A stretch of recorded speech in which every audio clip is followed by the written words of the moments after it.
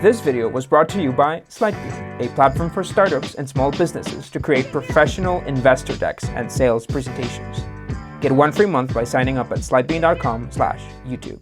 It's a Kodak moment. That's what we used to say when our cameras captured something special. The phrase was popularized in the 80s, but Kodak was already engraved in our hearts. Many remember the yellow, the red, the film rolls, and with good reason. Since the 1800s, Kodak was the most important camera photography film company in the world. Okay, so if you don't know, photography film is this thing that you used to put in cameras. For decades, Kodak dominated the world of photography, but in 2012, it declared bankruptcy. So what happened? We'll try to summarize 120 years of history and understand Kodak's successes and failures. And yes, we'll talk about digital cameras. This is Startup Forensics Kodak.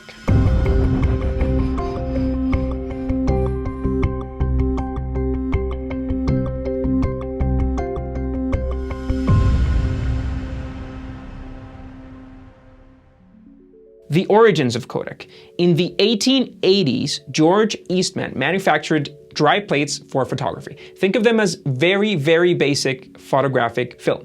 These plates were sensitive and difficult to use, so they damaged easily, but he was still willing to change them if they got damaged for higher quality, more expensive products, even if it meant losing money. Because of one thing: reputation. Eastman was a visionary. He wasn't only making dry plates. He said, "We were starting to make photography an everyday affair. We wanted to make the camera as convenient as the pencil." In 1885, he purchased patents for film rolls, and in 1888, he registered the brand Kodak. He then took to manufacturing cameras that were not only cheap, but good. Fixed focus, 100 snaps per film, and a cartridge system that protected the film from sunlight. They were portable, less bulky than previous models, and were very easy to use. This moment is considered the beginning of amateur photography. I wonder if people started taking selfies back then. All right, they did. Eastman's slogan was one of the best in history. "You press the button, we do the rest." Pretty genius. He was also relentless. In 1890, he launched a foldable camera, and by 1895, he invented the first pocket Kodak camera. An eye for business. From the beginning, Eastman applied the razors and blades strategy, where his company, Eastman Kodak, sold cameras at a cheaper price and made profit on consumables such as film and developing chemicals. In analog photography, this model works great because to develop a photo, you need chemicals, film, and paper. And Kodak provided all three of these. The cameras got a lot better too. By 1900, with the launch of the Eastman Kodak Brownie camera, the amateur photography world boomed. The next 20 years saw growth and consolidation. By 1927, it was the biggest photographic company in the US, and by 1930, Eastman Kodak entered the stock market, where it remained for 74 years. Eastman himself didn't see any of this. His body ailed, and he chose to end his life in 1932. In fact, his suicide note said, "To my friends, my work is done. Why wait?" It pioneered in the industry with products such as the Kodachrome, the first mass market color film. Thanks to its versatility and long shelf life meant it was sold for almost 80 years. The 40s and 50s saw the birth of automatic cameras and hand grenades? That's right. To aid in the war effort, they produced hand grenades and established contracts with the army to provide film. They gave them a lot of money. The 60s saw the first point and shoot camera, and then the 70s rolled along, when Kodak became the first company to invent a digital camera. That's right. The creator was Steve Sasson, an electric engineer at Kodak, and he called his own baby a toaster of a camera, but it was filmless photography. And this is the key. By the end of the 70s, Kodak had the world at its grasp. In the US alone, they sold 90% of the film and 85% of the cameras. Key management decisions. The 80s and 90s saw business boom even more. The razor and blades model worked so well, Forbes said Kodak gladly gave away cameras in exchange for getting people hooked on paying to have their photos developed, yielding Kodak a nice annuity in the form of 80% of the market for the chemicals and paper used to develop and print those photos. On top of that, Kodak had very few rivals, but they did have rivals, and one of them was Fuji. After taking over the Japanese market, Fuji set their eyes on the US. Yes, their products were of lower quality, but not by much, and they were cheaper. Still, Kodak was confident that people loved them and their brand. They did dominate the market after all. So surprisingly, they rejected the opportunity for being the official sponsor of the 1984 Los Angeles Olympics. Why go through this hassle and spend the money if people weren't going to ditch Kodak, would they? The bid went to Fuji. And now, slowly, Fuji became a household brand. They weren't afraid to cut prices, and this allowed them to enter as suppliers to chains like Walmart. Also, their products improved, and so from 1990 to 1997, Fuji's market share went from 10% to 17%. But Kodak was still confident, and they even wanted to expand into other markets. To develop photographs, you need a lot of chemicals, and Kodak produced them. In fact, throughout their history, they made many advancements in the chemical technology that are still used today. So Kodak shareholders believed that drugs and pharmaceuticals were the way to go. Pharma, after all, is known to have a huge profit margin, and Kodak had a lot of chemists, so it would work, right? And that is how they ended up buying a company called Sterling Drug. And the price of said purchase? $5.1 billion. But just because pharma and photography both involve chemistry, that doesn't mean that you can do both. So just 6 years later, Kodak realized this and in less than a decade sold Sterling in parts and at a loss. Meanwhile, Fuji was slowly becoming a threat, claiming more and more market share. And you might have noticed that we still haven't spoken about digital cameras, and there's a reason for that. The peak of film industry. Let's go back to razors and blades. We know that Kodak sold the cameras cheap, but film, chemicals, ink, paper, and printers were expensive. In fact, color photography development is so complicated that at the time, around the world, pretty much only 3 companies had control over all the variables of photographic production. Those were Kodak, Fuji, and Agfa. In fact, these companies call this dominance the silver halide strategy, named for the product used for development. So for the moment, production and profit seemed safe and sales grew into the year 2000, until they reached a peak, and a bad peak. And I quote not Kodak's president, but Fuji's Mr. Komori.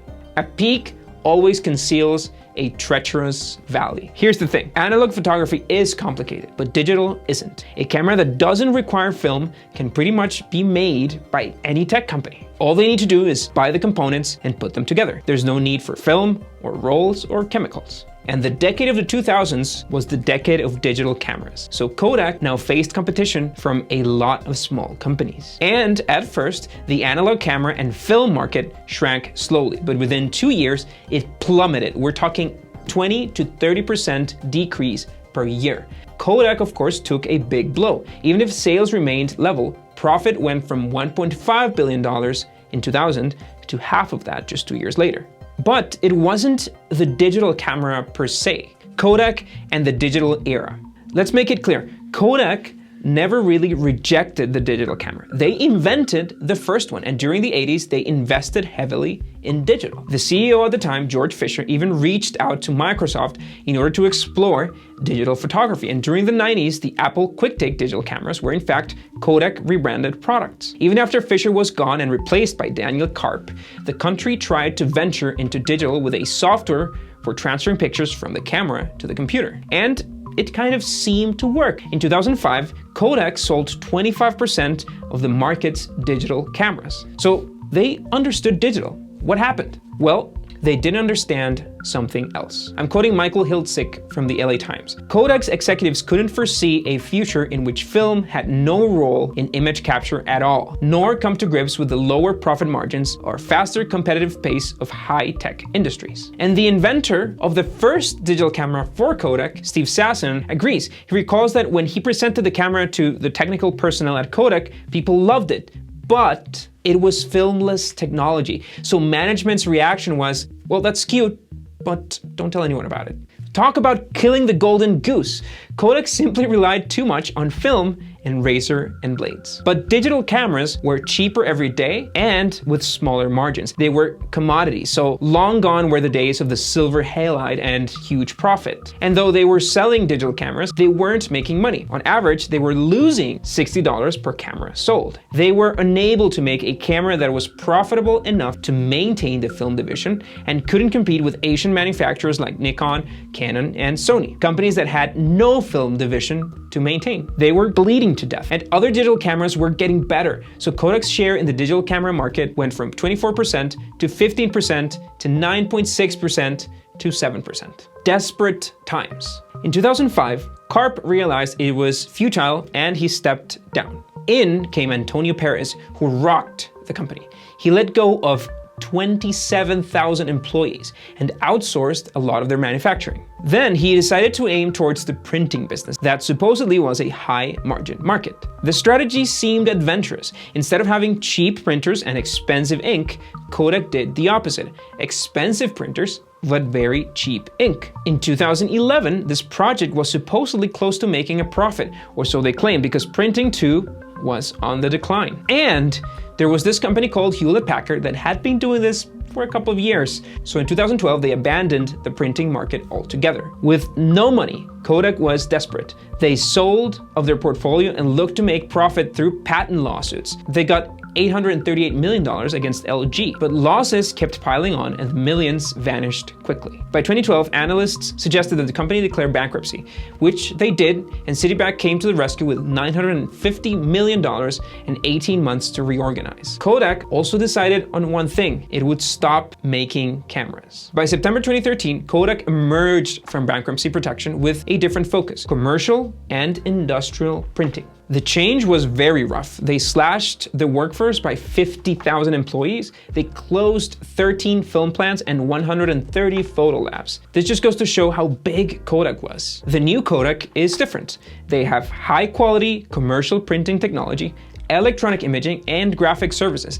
They have even ventured into mobile phones and tablets. Its workforce hovers around 5,000 employees. Its income decreases every year, and yes, they've tried to bring back the camera, but the company hovers in the palliative line of profit and loss. And this isn't the Kodak that George Eastman envisioned. In fact, that Kodak is gone. Disappeared when the camera shutters closed. So in a hurtful, almost poetic injustice, like Eastman, Kodak's work in this planet too is done. So why wait?